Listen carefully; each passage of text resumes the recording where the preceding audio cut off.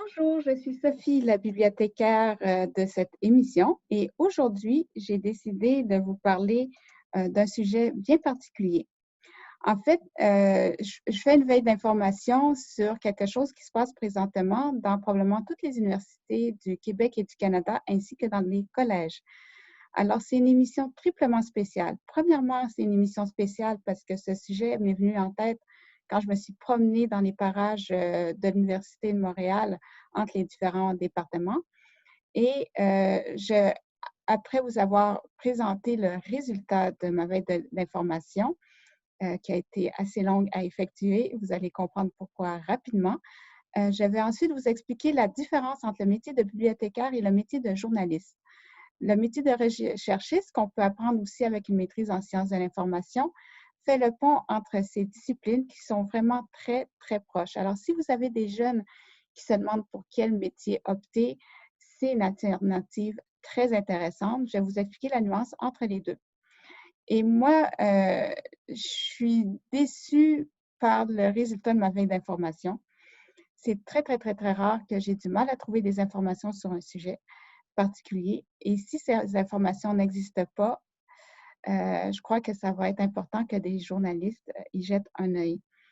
Alors, voici de quoi il retourne. Je vous le présente en images et je vais vous partager à l'instant mon écran.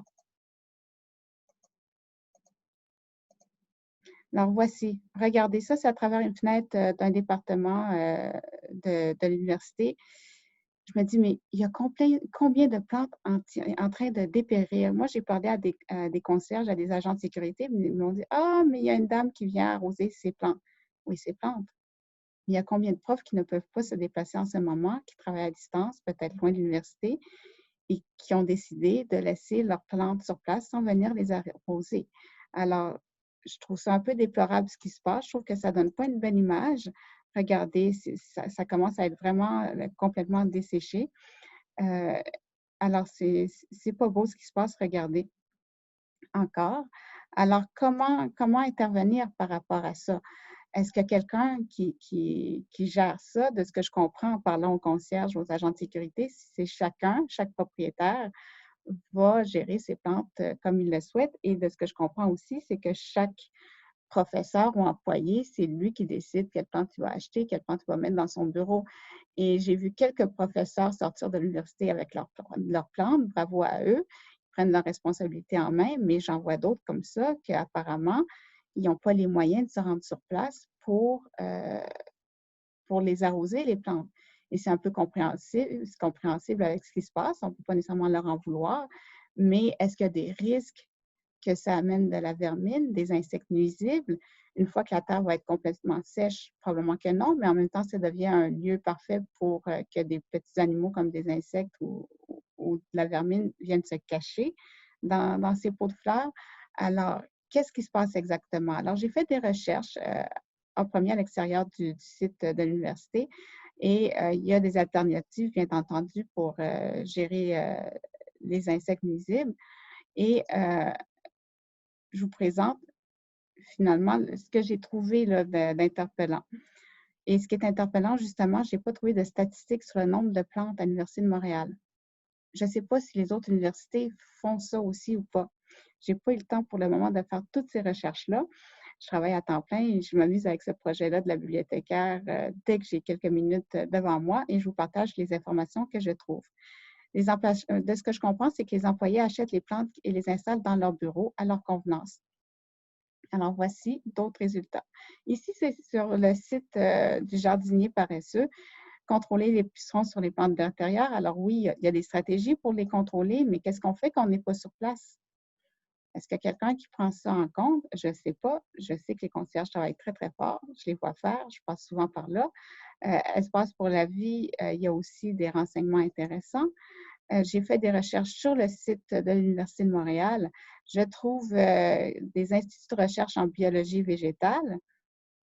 Alors ça, c'est très intéressant parce que je me dis, eux, ils seraient tout à fait euh, appropriés eux pourraient faire des recherches sur le sujet de qu'est-ce qui se trouve en ce moment à l'Université de Montréal comme plantes dans les bureaux et quel est l'état des lieux de ces plantes. À l'extérieur, ça semble très, très bien arrosé, très bien géré, mais à l'intérieur, c'est une autre histoire. Je trouve des informations sur Valérie Plante, la mairesse de Montréal. Je trouve des statistiques comme celle-ci, et là, je me dis, mon Dieu, mais 7000 professeurs chargés de cours, employés de soutien, cadres, 7000, combien de ces gens-là ont des bureaux, accès à des bureaux, et sur ces bureaux, combien il y a de plantes à l'intérieur? Je n'ai pas ces informations. Supposons qu'il y a 1000 plantes. C'est 1000 problèmes en ce moment, à part pour les quelques rares de personnes qui acceptent de se déplacer pour aller arroser leurs propres plantes. Mais c'est, comme on voit dans ces images, c'est loin d'être tout le monde qui peut se déplacer pour toutes sortes de raisons.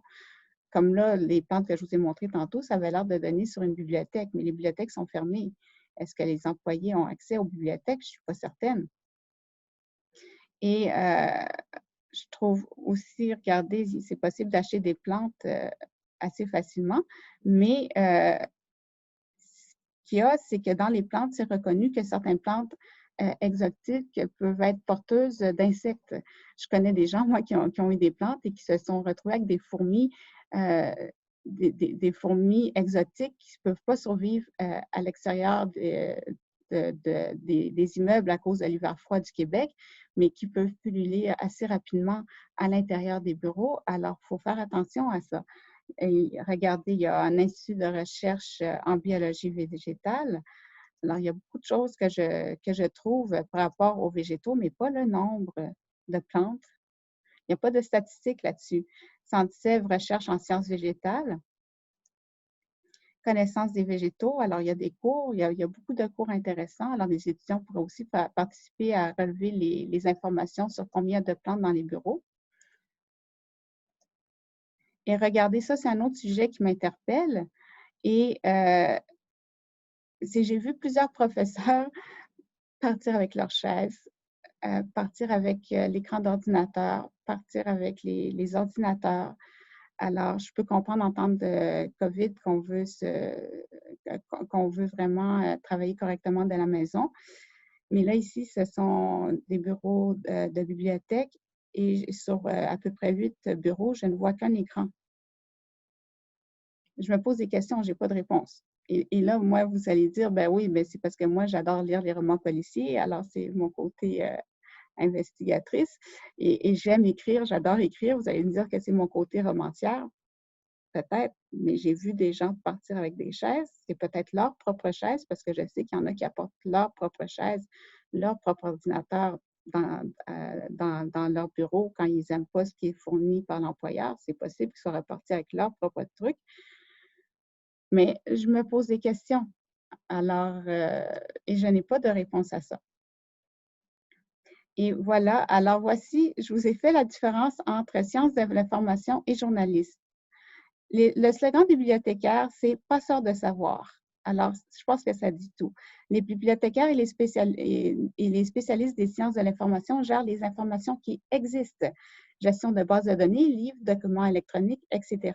Ils font les acquisitions de l'information et travaillent à la rendre accessible aux usagers et aux recherchistes qui, ensuite, eux, vont retracer ces informations. Pour être un bon recherchiste, moi, je vous suggère vraiment, là, si vous connaissez quelqu'un qui se demande quoi faire comme métier, c'est un métier vraiment exceptionnel. Au Québec, en général, il faut un baccalauréat dans un domaine d'études quelconque. Alors, il peut faire des études en anthropologie, en études littéraires. On sait que ces bacs-là, c'est plutôt difficile ensuite de se trouver des emplois, mais ensuite, c'est tout à fait possible de faire une maîtrise en sciences de l'information et d'opter pour le métier de recherchiste. Et il y a des cours en gestion stratégique de l'information, des cours en veille de l'information, des cours en gestion de données électroniques. La bibliothéconomie évolue avec son époque. L'informatique est maintenant omniprésente en bibliothèque. Et la recherche, les recherchistes, comme vous l'aurez compris, c'est une branche de la bibliothéconomie des sciences de l'information. Le recherchiste, lui, est vraiment spécialisé dans la recherche, c'est-à-dire qu'il sait où aller chercher les informations, dans quelle base de données aller les chercher, quels mots-clés utiliser pour retrouver l'information. Et ça peut être aussi que ce soit des documents informatisés comme les bases de données que j'ai mentionnées, ou il peut rechercher aussi dans les documents papier, dans les films, etc.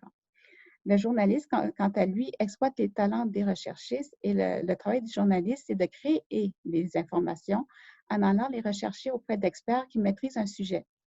Les experts peuvent être trouvés, entre autres, par les recherchistes. Ces informations créées par les journalistes seront consignées dans les bases de données spécialisées par les bibliothécaires et les spécialistes des sciences de l'information, recherchistes.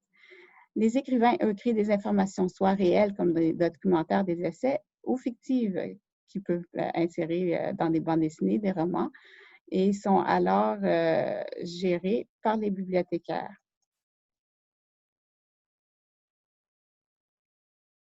Il y a beaucoup d'autres métiers créateurs d'informations comme les pharmacologues, mais je vais m'arrêter ici parce que ça, c'est vraiment un autre sujet. Alors voilà, et alors il y a beaucoup de similitudes entre les différents corps de métier, mais ce n'est pas mon métier nécessairement d'aller rechercher les informations qui n'existent pas apparemment. Alors, je vais envoyer cette vidéo à quelques chroniqueurs et journalistes que je connais et j'espère que j'aurai les réponses à vous partager au courant de l'été et avant que toutes ces plantes ne meurent ou que ça ne cause des ennuis avec le risque de présence d'insectes nuisibles ou de vermines. Alors, sur ce, je vous souhaite une belle journée et à la prochaine.